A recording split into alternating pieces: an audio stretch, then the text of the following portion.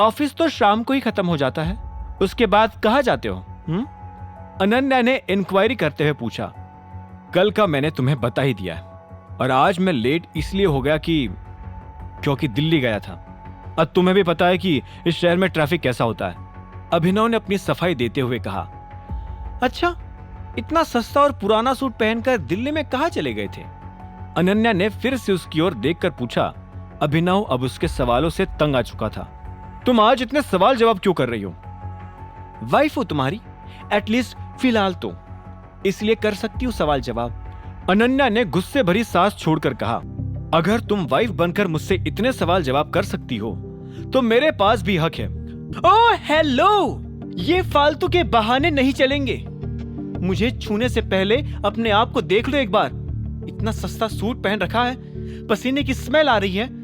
तुम स्टैंडर्ड भी मैच कर सकती हो क्या मेरा? अनन्या ये कहकर हैरान हो गई जब अभिनव इसके सवाल पर हंस पड़ा। क्या है तुम्हारा स्टैंडर्ड? किस वैल्यू में काउंट होता है वो? और उस कम अकल चिराग से मैच होता है? लेकिन अब तो कंपनी तुम्हारे नाम हो जाएगी, फिर चिराग भी तुम्हारा स्टैंडर्ड मैच नहीं कर पाएगा, है ना?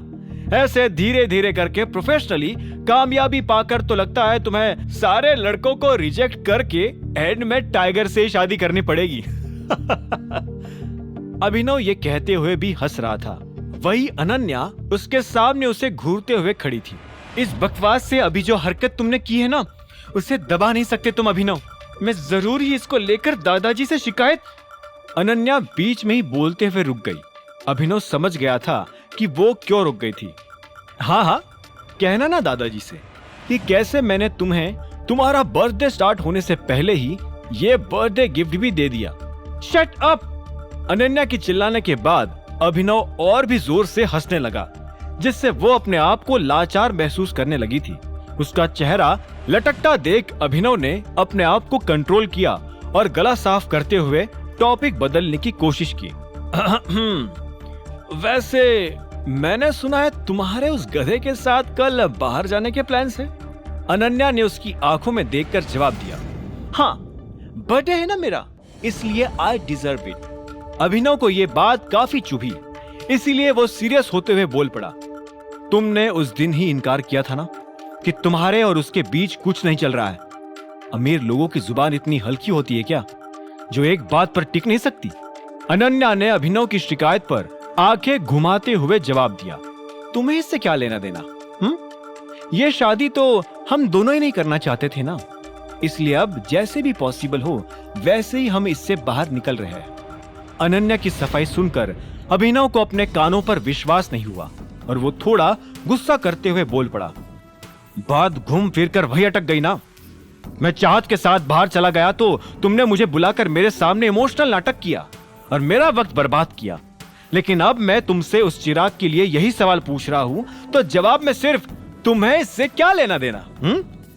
अभिनव की बात खत्म ही हुई थी कि अनन्या एक फीकी मुस्कान के साथ उसके करीब आ गई और उसकी कमर पर हाथ रखते हुए धीरे से बोल पड़ी।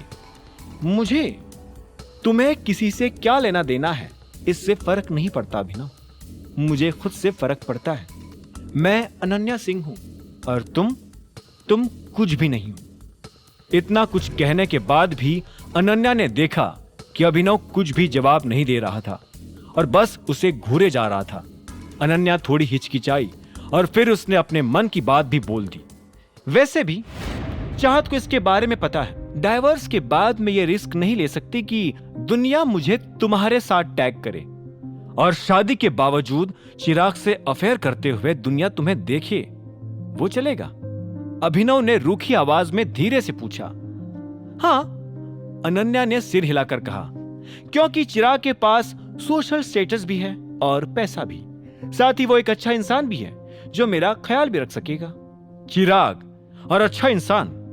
अभी कुछ देर पहले वो गेट के बाहर मुझे धमका कर गया है। ये होती है कि अच्छे इंसान की डेफिनेशन? इसे दादागिरी और गुंडागर्दी नहीं कहते। अभिनव ने अनन्या से दूर हटकर चिढ़ते हुए कहा। कुछ भी। अब चिराग तुम्हें क्यों धमकाने लगेगा? वो तो खुद ये चाहता है कि तुम भी शादी से छुटकारा पाकर अपनी एक नई लाइफ स्टार्ट करो। अब प्लीज और कुछ एक्सक्यूज मत देना या अपना मन बदल मत लेना, ठीक है? हम दोनों को ही ये शादी मंजूर नहीं है, इसलिए हम अलग हो रहे हैं। Nothing personal.